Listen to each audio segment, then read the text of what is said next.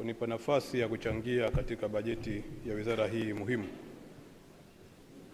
Mheshimiwa Mwenyekiti, katika sekta ya wizara hii taabu mtu kuchangia baada ya Mheshimiwa Machano. Napata taabu kweli, kwa sababu Mheshimiwa Machano ana uzoefu mkubwa sana wa sekta ya wizara hii. Alikuwa waziri, mkumbuka sana mimi. Kwa hivyo ana maarifa mengi, na kwamba ukipata nafasi baada ya Mheshimiwa Machano itabidi aanze kuchagua kutage wapi.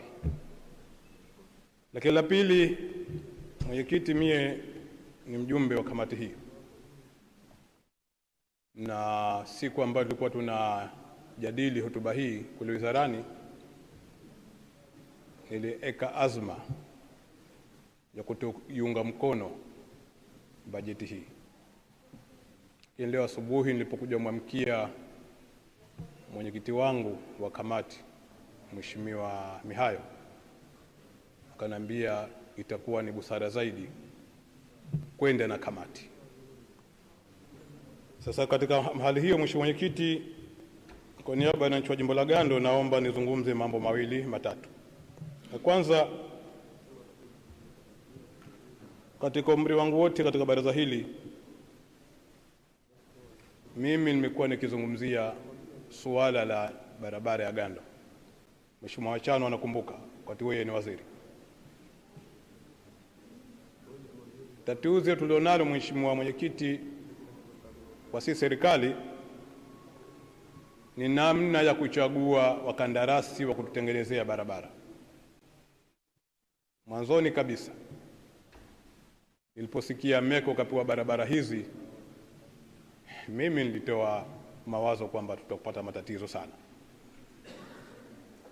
Bahati mbaya sana fikra zangu hazikubaliwa, na hatimaye MECO akapewa barabara ya Gando Wete Konde, na baadaye Wete Chake mili 5. Sasa Mheshimiwa Mwenyekiti, kwa alivyotengeneza barabara zile MECO, maana sasa na mtu na nyumba 3 atakujenga, umempa mkandarasi nyumba 2, hujahamia vizuri, kuta zote zishachanika. Sasa kumpa barabara ya 3 itakuwa mtu ajabu, kumpa nyumba ya 3 itakuwa mtu ajabu sana. Yaani kashaharibu nyumba 2, alafu mtu huyo unamwambia basi na hii ya 3 endelee, itakuwa mtu ajabu sana. Sasa ndio hapa lilotekeleza. Jamaa kashaharibu nyang'anyanga njia ya Konde, kashaharibu nyang'anyanga njia ya Gando, alafu anaambiwa na hii ya Chake endelea. Sasa hivi inakuwaje? Pana maslahi gani hapo, Mheshimiwa Mwenyekiti? Tubarabi kwa mengine mtu unawapa wananchi nafasi ya kutafsiri sana, na sometimes hakuna kitu, lakini hulka binadamu anaona hapa pana namna. Na kwa kweli hapa sijui tuliohumiwa, hatutumia busara au vyote, lakini kuna tatizo Mwenyekiti limetokea, na ambalo kwa kweli leo nasimama tena kusema barabara ya Gando. Leo baada ya muda wote karibu miaka 15 unazungumzia barabara ya Gando, leo nasema tena barabara ya Gando ni mbovu, haipitiki. Sasa inakuwaje mambo haya, Mheshimiwa Mwenyekiti? Serikali tunafanyaje mambo haya? Utaratibu wetu wa kutoa tenda ukoje? Leo barabara ya Gando haipitiki, Mheshimiwa Mwenyekiti. Juzi alikwenda makamu wa pili wa rais, kaambwa mtihani. Sasa naomba maelezo ya Mheshimiwa Waziri. Huko nyuma nilimuomba ile barabara yangu vipi, akanambia nitaika overlaying ya lami. Amekwenda Konde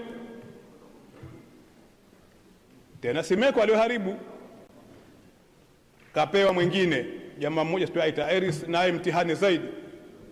Huyo Iris sijui ndio jambo gani tobe haraka, lakini mtihani naye kweli katika ujenzi wa barabara, na sijui tunafanya tathmini vipi. Barabara inajengwa cross kama nyoka, sababu yoyote hakuna. Sasa basi huyo Iris naye na mimi akanitie akafanya cross kwa Gando angalau watu wapite, maana ndio utaratibu wetu, hakuna namna nyingine. Sasa asiache barabara vile, watu wana mahitaji yao ya kimsingi. Mheshimiwa Waziri wa Nchi, makamu wa pili wa Rais, rafiki yangu Mheshimiwa Hamza, katika sherehe ya Mapinduzi alikwenda akafungua vipande viwili Gando mwisho. Sasa na mtu ambaye una suruali mzuri, wapiga pasi kwenye miguu, ukumatakoni njia suruali yote imetoboka. Sasa inakuwa yani umekwenda mwisho kule kutengeneza vipande viwili, huku kuanzia Wete mpaka on the way barabara haipitiki. Sasa Mheshimiwa Mwenyekiti, mimi naomba Mheshimiwa Waziri, rafiki yangu sana, itangaze interest katika hili, mwenzangu sana. Mheshimiwa Hamza. Mheshimiwa Mwenyekiti, kwa ruksa yako naomba Mheshimiwa mjumbe, hoja zake anachangia nzuri sana, lakini lile neno moja tu ambalo sipendi kulirejea alifute, lile la makalio. Yani yeye kazungumza lugha kidogo nzito, sasa abadilishe tu ile, afute tu, iondoke katika hasadi yake. Tena mtu wenyewe Alhaji. Asante sana Mheshimiwa Mwenyekiti.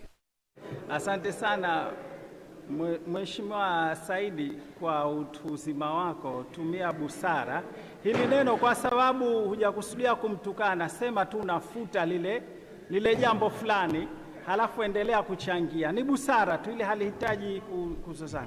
Asante. Mimi wewe pia ni kijana wangu kwa siku nyingi sana, na Mheshimiwa Hamza ni sahibu yangu sana. Aselema tako naonda niondoe niweke makalio. Lakini Mheshimiwa Mwenyekiti, nadhani nilikuwa niseme hivyo tu kwamba Mheshimiwa Waziri, ile barabara ya Gando naomba kama tulivyokubaliana akanitengenezee angalau watu wapite waendelee na shughuli zao za kimaisha. Lakini la pili, hapo Gando kuna kipande cha barabara ambayo ilikuwemo katika program tangu 2023, kipande kidogo pale mjini Kizimbani, kinaitwa Kizimbani Uzunguni, 1 kilomita. Barabara zote zilizokuwa katika programu ile tayari zimeshatengenezwa, lakini kile kipande bado kimebakia, na kwa kweli kinadhalilisha watu sana sana.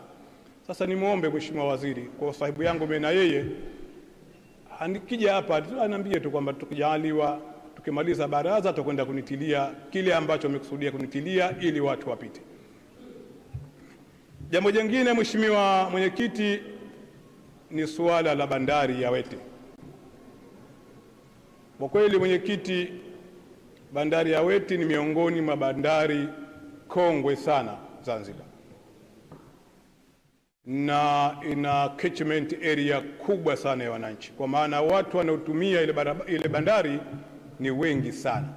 Wasafiri wa mkoa wa Kaskazini wote wanategemea bandari ya Wete. Sasa hivi sasa wananchi wa Kaskazini kulazimika kuamka saa 8 saa 9 kuwahi boti mkoani asubuhi. Sasa hii kwa kweli as if mkoa wa Kaskazini uko landlocked, yani hauko na bandari, hauko na bahari, wakati huduma zilikuwa zinapatikana. Meli sasa inayokwenda pale mara moja kwa wiki, tena ido ile maji. Sasa wakati serikali inafanya jitihada ya kuanzisha bandari nyingine, ni vizuri ile bandari nayo ijengwe ili wananchi wapate huduma. Kwa kweli itaweza kusaidia sana katika masuala ya kiuchumi ya kijamii. Na niliwahi kusema na naomba leo niseme kwamba wakati wa kampeni ya uchaguzi wa mwaka jana, Mheshimiwa Mwenyekiti wa CCM na Rais wa Jamhuri ya Muungano wa Tanzania anaitwa Dr. Samia Suluhu Hassan aliahidi kwamba nitajenga bandari ya Wete. Akasema tena pesa ninazo. Sasa muombe waziri, yeye kama si mjumbe wa kamati kuu wa halmashauri kuu, mwenyekiti wake kashahidi kwamba pesa anazo ya kujenga bandari ya Wete.